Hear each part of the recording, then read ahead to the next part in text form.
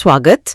आज हम एक बहुत ही क्या कहते हैं सामयिक और दिलचस्प विषय पर बात करने वाले हैं। हाँ बिल्कुल। आर्टिफिशियल इंटेलिजेंस यानी एआई। और इस तेज रफ्तार दुनिया में एप्पल आज कहाँ खड़ा है। हमारे पास ना इस पर एक गहरा विश्लेषण है। ये 2025 के अंत तक की एक तस्वीर दिखाता है कि एप्पल जो कभी इस दौर में सबसे आगे था वो अब कैसा महसूस कर रहा है। हाँ ये सवाल तो है। हाँ, तो हमारा इरादा है इस विश्लेषण से वो जरूरी बातें निकालना और ये समझना कि आखिर ऐसा क्यों हुआ कि एप्पल जिसने सीरी से हमें वॉइस असिस्टेंट से मिलवाया था, सही कहा, वो आज गूगल, माइक्रोसॉफ्ट और हाँ ओपन एआई जैसी कंपनियों के मुकाबले थोड़ा पीछे क्यों नजर आ रहा है। बिल्कुल। और ये सिर्फ जैसे आपने कहा टेक्नोलॉजी की बात नहीं है, ये रणनीति की, कंपनी की संस्कृति की और शायद भविष्य की दिशा की भी कहानी है। बिल्कुल। तो देखेंगे कि एप्पल की अपनी खास रणनीति, खासकर वो जो प्राइवेसी पर उनका जोर है, हाँ वो तो है ही, और कुछ अहम मौकों पर लिए गए फैसले या शायद थोड़ी सुस्ती, वो उसे आज इस मुकाम पर कैसे ले आई। सही। ये सिर्फ फीचर्स की दौड़ नहीं है, ये कंपनी की पहचान का, उसके भविष्य के दांव का सवाल है। तो चलिए इस विश्लेषण की परतों को खोलते हैं। अच्छा, शुरुआत वहीं से करते हैं जहां से ये कहानी दिलचस्प हुई थी। हाँ, सीरी से। हाँ, याद करें साल 2011, आईफोन 4S का लॉन्च और सीरी। ओ हाँ, वो तो कमाल था उस वक्त, है ना, धमाके जैसा था। लाखों लोगों के लिए पहली बार था कि वो अपने फोन से बात कर सकते थे। एप्पल ने वाकई एक जबरदस्त शुरुआत की थी, एक ऐसी बढ़त बनाई थी जो उस वक्त अकल्पनीय लगती थी। हाँ, वो दौर एप्पल के लिए शानदार था। लेकिन देखिए, टेक की दुनिया में ना शुरुआती बढ़त हमेशा टिकती नहीं है। सही। ये बढ़त ज्यादा समय तक टिक नहीं पाई। और यहाँ ये समझना जरूरी है कि एआई का विकास वो डेटा पर बहुत ज्यादा निर्भर करता है। डेटा, हाँ। तो 2010 के दशक के मध्य तक, मतलब समझ लीजिए 2014 में अमेज़न ने एलेक्सा पेश किया। अच्छा। और 2016 में गूगल असिस्टेंट आ गया। अब इन दोनों के पास एक बहुत बड़ा फायदा था, विशाल डेटा। कहाँ से? देखिए, अमेज़न के पास स्मार्ट होम डिवाइस का पूरा नेटवर्क था, और गूगल के पास अरबों सर्च क्वेरीज, मैप्स का डेटा और पूरा एंड्रॉयड फोन का इकोसिस्टम। ओ हाँ, जाहिर है। तो इस डेटा ने उनके असिस्टेंट्स को सीरी के मुकाबले कहीं ज्यादा स्मार्ट, ज्यादा समझदार और उपयोगी बना दिया। और यहीं पे एप्पल की वो प्राइवेसी वाली बात आड़े आई है ना। बिल्कुल ठीक वहीं पर। एप्पल की जो सख्त गोपनीयता नीतियां थीं, वो उपयोगकर्ता के लिए तो बहुत अच्छी थी, इसमें कोई शक नहीं। हाँ, वो तो प्लस पॉइंट है। लेकिन सीरी के विकास के लिए वो एक सीमा बन गई, एक बाधा। कैसे?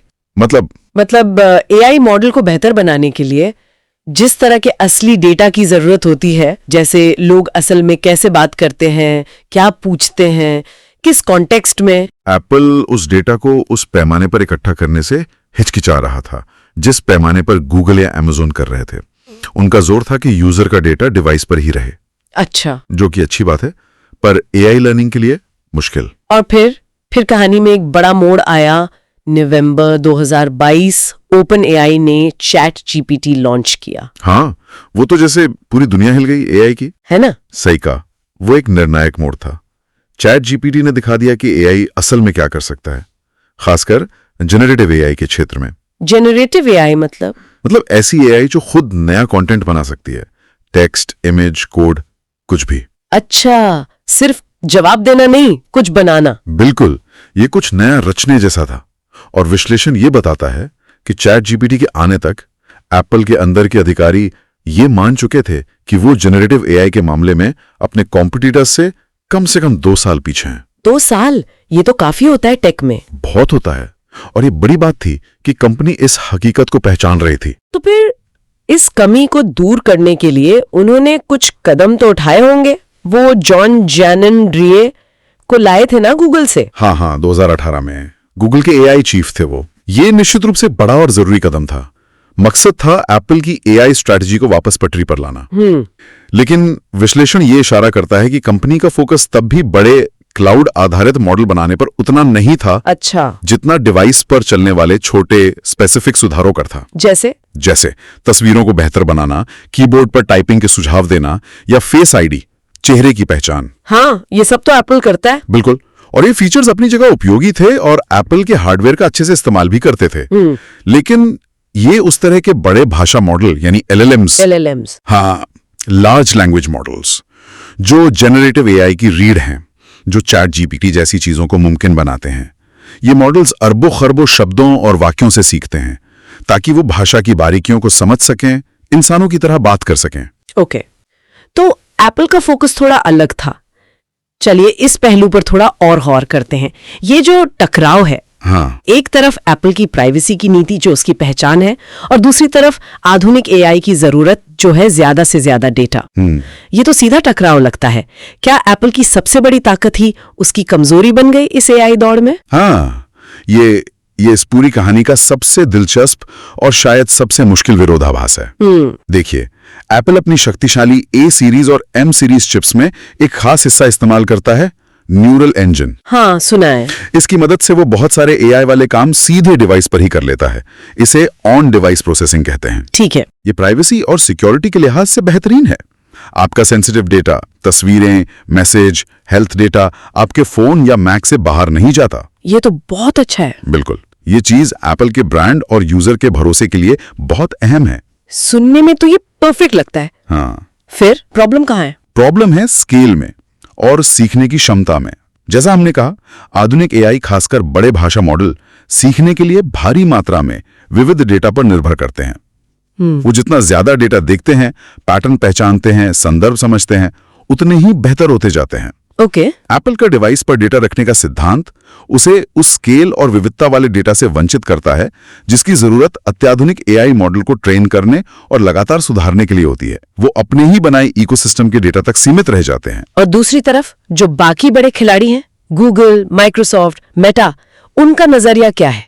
वो कैसे निपट रहे हैं इस डेटा चैलेंज से? हाँ, यहाँ ये देखना बड़ा दिलचस्प है कि उनके अप्रोच बिल्कुल अलग हैं, लगभग उल्टे। अच्छा। गूगल को देखिए, वो अपने जेमिनाई जैसे शक्तिशाली एआई मॉडल को ट्रेन करने के लिए कहां से डेटा लेता है। Search, YouTube, Gmail, maps, Android, मतलब आधार डेटा है उनके पास। सोचकर ही डर लगता है ना? सोचिए जरा, दुनिया भर के अरबों लोग रोज कितना डेटा जनरेट करते हैं। फिर माइक्रोसॉफ्ट, उनका रास्ता थोड़ा अलग है। उन्होंने ओपन एआई में भारी निवेश किया है। हाँ, वो तो खबरों में था। और उनकी जीपीटी टेक्नोलॉजी को अपने एज्योर क्लाउड प्लेटफॉर्म और माइक्रोसॉफ्ट 365 यानी ऑफिस स्वीट में गहराई से इंटीग्रेट कर दिया है। इससे तो उन्हें कॉर्पोरेट वर्ल्ड में बहुत फायदा हो रहा होगा। जबरदस्त फायदा, खासकर एंटरप्राइज मार्केट में वो एआई के जरिए बड़ी बढ़त बना रहे हैं। और मेटा, फेसबुक वाले? हाँ, मेटा, फेसबुक, इंस्टाग्राम, व्हाट्सएप, वो अपने सोशल मीडिया प्लेटफॉर्म से मिले डेटा का इस्तेमाल करके अपना ओपन सोर्स लामा मॉडल लगातार बेहतर बना रहे हैं। Open source? हाँ, मतलब उसका कोड पब्लिकली अवेलेबल है। इससे डेवलपर्स की एक बड़ी कम्युनिटी भी उसके विकास में योगदान दे रही है। ये भी एक अलग रणनीति है। तो इन सब का निचोड़ क्या निकलता है? मतलब एप्पल कहाँ फिट होता है सबके बीच? निचोड़ ये है कि एप्पल उन कामों में बहुत कुशल है जहां एआई को डिवाइस पर ही प्राइवेट डेटा के साथ काम करना होता है। जैसे आपके चेहरे से फोन अनलॉक करना, आपकी हैंडराइटिंग पहचानना या आपकी तस्वीरों को ऑर्गेनाइज करना। इन मामलों में उसकी प्राइवेसी और सिक्योरिटी का वादा मजबूत है। ठीक है। लेकिन जब बात उन एआई क्षमताओं की आती है जिन्हें दुनिया भर का ज्ञान चाहिए, जो जटिल बातचीत कर सके या जो क्रिएटिव काम कर सके, हाँ, यानी वो काम जो बड़े क्लाउड आधारित मॉडल बेहतर करते, तो एप्पल को संघर्ष करना पड़ता है। उसे अपने कॉम्पिटिटर्स के स्केल, उनकी फ्लेक्सिबिलिटी और लगातार सीखने की क्षमता का मुकाबला करने में मुश्किल होती है। और शायद इसीलिए हमें एप्पल इंटेलिजेंस जैसी घोषणाएं सुनने को मिल रही हैं, जहां वो ओपन एआई के चैट जीपीटी को अपने सिस्टम में इंटीग्रेट करने की बात कर रहे हैं। बिल्कुल, यही कनेक्शन है। और शायद गूगल के साथ भी भविष्य में ऐसी साझेदारी हो सकती है। हाँ, ये खबरें भी हैं। ये एक तरह का जरूरी समझौता है। देखिए, एप्पल अपनी प्राइवेसी वाली पहचान खोना नहीं चाहता। जाहिर है, वो उनके करोड़ों वफादार ग्राहकों के लिए अहम है। बिल्कुल, लेकिन साथ ही उसे अपने यूजर्स को वो आधुनिक एआई क्षमताएं भी देनी है जो अब बाजार में एक एक्सपेक्टेशन बन चुकी हैं। इसलिए वो एक हाइब्रिड यानी मिले-जुले मॉडल की तरफ बढ़ रहा है। कुछ बुनियादी काम डिवाइस पर होंगे, ठीक, लेकिन ज्यादा जटिल या जानकारी आधारित कामों के लिए वो बाहरी क्लाउड आधारित मॉडलों का सहारा लेंगे, जैसे ओपन एआई का चैट जीपीटी। तो ये पार्टनरशिप दिखाती है कि एप्पल मान रहा है कि वो अकेले इस दौड़ में फिलहाल पीछे है। हाँ, एक तरह से उसकी स्वीकारोक्ति है। अब बात करते हैं जमीनी हकीकत की। इस पिछड़ने का असर असल में क्या हो रहा है? विश्लेषण में आईफोन 17 के लॉन्च का जिक्र है, जो हमें 2025 के अंत की स्थिति दिखाता है। वहां क्या तस्वीर उभरती है? हाँ, विश्लेषण उस समय की स्थिति पर रोशनी डालता है। आईफोन 17 में AI टास्क के लिए पहले से ज्यादा तेज चिप्स तो थे, इसमें कोई शक नहीं, एप्पल हार्डवेयर में मास्टर है। लेकिन जिस चीज की कमी सबसे ज्यादा खली वो थी एक वाकई स्मार्ट अगली पीढ़ी का सिरी। जिसका इंतजार सब कर रहे थे। बिल्कुल, एक ऐसा असिस्टेंट जो कॉन्टेक्स्ट को समझे, बातचीत को याद रखे और जटिल काम कर सके, वो नहीं मिला। और वो जो WWDC में बड़े ऐलान हुए थे एप्पल इंटेलिजेंस के, हाँ, उनकी जो सालाना वर्ल्ड वाइड डेवलपर्स कॉन्फ्रेंस होती है, उसमें जिन प्रमुख एप्पल इंटेलिजेंस फीचर्स का बड़े जोर शोर से ऐलान किया गया था, उनमें से कई को 2026 तक के लिए टाल दिया गया। अरे मतलब घोषणाएं तो हो गई, लेकिन उन्हें असलियत में उतारने में दिक्कतें आ रही हैं। लगता तो यही है। इससे न सिर्फ आम यूजर निराश हुए, बल्कि डेवलपर्स भी, जो इन नई AI क्षमताओं का इस्तेमाल करके अपने ऐप्स को बेहतर बनाना चाहते थे। ये देरी दिखाती है कि सॉफ्टवेयर इंटीग्रेशन मॉडल को एप्पल के इकोसिस्टम में स्मूथली फिट करना और शायद परफॉर्मेंस और रिलायबिलिटी सुनिश्चित करना, ये अभी भी बड़ी चुनौतियां हैं। हाँ, सिर्फ किसी बाहरी मॉडल को जोड़ देना काफी नहीं होता, उसे एप्पल एक्सपीरियंस जैसा महसूस कराना जरूरी है। बिल्कुल सही। और एक और चिंताजनक पहलू जिसका जिक्र विश्लेषण में है, वो है प्रतिभा का पलायन, टैलेंट ड्रेन। अच्छा, मतलब होनहार AI एक्सपर्ट्स का एप्पल छोड़कर जाना? हाँ, ये तो किसी भी टेक कंपनी के लिए गंभीर बात हो सकती है। कहाँ जा रहे हैं ये लोग? विश्लेषण बताता है कि एप्पल से कई प्रमुख AI रिसर्चर्स और इंजीनियर्स हाल के वर्षों में मेटा, OpenAI, गूगल और दूसरी AI फोकस्ड कंपनियों में चले गए। क्यों? इसका एक बड़ा कारण ये माना जा रहा है कि इन दूसरी जगहों पर हो रहे काम को ज्यादा एडवांस्ड, ज्यादा कटिंग एज और ज्यादा प्रभावशाली माना जा रहा है। जब किसी कंपनी से बेहतरीन दिमाग जाने लगते हैं तो ये अक्सर एक संकेत होता है, या तो वहां काम करने का माहौल उतना रोमांचक नहीं रहा, या कंपनी भविष्य की दिशा को लेकर उतनी स्पष्ट नहीं है। तो ये टैलेंट ड्रेन एप्पल के लिए एक बड़ी चुनौती है। बहुत बड़ी। और इसका असर बाजार की धारणा पर भी पड़ रहा होगा। मतलब निवेशक, मार्केट इस स्थिति को कैसे देख रहा है? हाँ बिल्कुल, बाजार की धारणा भी बदली है और ये सीधे तौर पर स्टॉक मार्केट की रेटिंग्स में नजर आता है। कैसे? देखिए, विश्लेषण के अनुसार जहां माइक्रोसॉफ्ट और एनवीडिया जैसी कंपनियां हैं जिन्हें AI क्रांति का लीडर माना जा रहा है, हाँ, उन्हें 90% से ज्यादा मार्केट एनालिस्ट से खरीदे यानी बाई की रेटिंग मिल रही है। 90% से ज्यादा? हाँ, वहीं एप्पल की यही रेटिंग गिरकर लगभग 55% के आसपास आ गई है। ये तो काफी बड़ा अंतर है। बड़ा अंतर है। ये दिखाता है कि निवेशक एप्पल की मौजूदा AI रणनीति और भविष्य में उसके विकास की संभावनाओं को लेकर थोड़े डाउट में है, कम से कम उसके कुछ बड़े कॉम्पिटिटर्स की तुलना में। तो इतनी सारी चुनौतियों के बावजूद क्या एप्पल बस हाथ पर हाथ धरे बैठा है? ये तो एप्पल की फितरत नहीं लगती। आगे का रास्ता क्या हो सकता है उनके लिए? नहीं, बिल्कुल नहीं। एप्पल हार मानने वाली कंपनी नहीं है और उनके पास अभी भी बहुत मजबूत संसाधन है। हाँ, वो तो है। विश्लेषण बताता है कि वो AI के इंफ्रास्ट्रक्चर पर, मतलब डेटा सेंटर्स और कंप्यूटिंग पावर पर अपना कैपिटल एक्सपेंडिचर यानी पूंजीगत व्यय तेजी से बढ़ा रहे हैं। अच्छा, ये दिखाता है कि वो इस चुनौती को गंभीरता से ले रहे हैं और लंबी दौड़ के लिए तैयारी कर रहे हैं। और इसके अलावा ये भी उम्मीद है कि वो तकनीकी अंतर को तेजी से पाटने के लिए छोटी स्पेशलिस्ट AI कंपनियों को खरीद सकते हैं, अधिग्रहण कर सकते हैं। सबसे बड़ा हथियार उनका इकोसिस्टम, वो तो है ही ना। निश्चित रूप से वो एप्पल का तुर्प का इक्का बना हुआ है। सोचिए, दुनिया भर में 2 अरब से ज्यादा active iPhones, iPads, max, watches. बाप रे, 2 अरब! हाँ, ये सभी डिवाइस एक दूसरे से जुड़े हुए हैं और एक बेहद स्मूथ अनुभव देते हैं।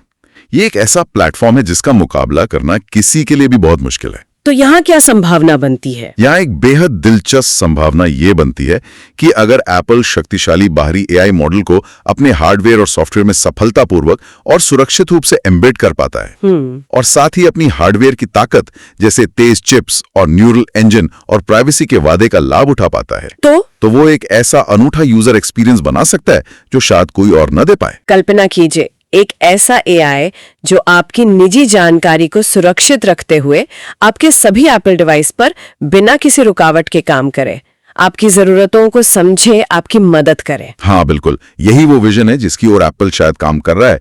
एक ऐसा AI जो सिर्फ स्मार्ट ही नहीं बल्कि सुरक्षित और भरोसेमंद भी हो। लेकिन चुनौती यही है कि इस विजन को हकीकत में बदलना कितना मुश्किल है। एग्जैक्टली सिर्फ चैट जीपीटी जैसे मॉडल को किसी ऐप में डाल देना एक बात है, और उसे सिरी की तरह सिस्टम के हर कोने में नेचुरली काम करने लायक बनाना, वो भी बिना प्राइवेसी से समझौता किए, ये बिल्कुल अलग और कहीं ज्यादा जटिल काम है। अब बात और भी दिलचस्प हो जाती है। तो संभावना तो है, लेकिन रास्ता आसान नहीं है। बिल्कुल नहीं। विश्लेषण का लहजा भी यही इशारा करता है कि ये पकड़ बनाने का खेल लंबा और शायद थोड़ा उबड़-खाबड़ भी हो सकता है।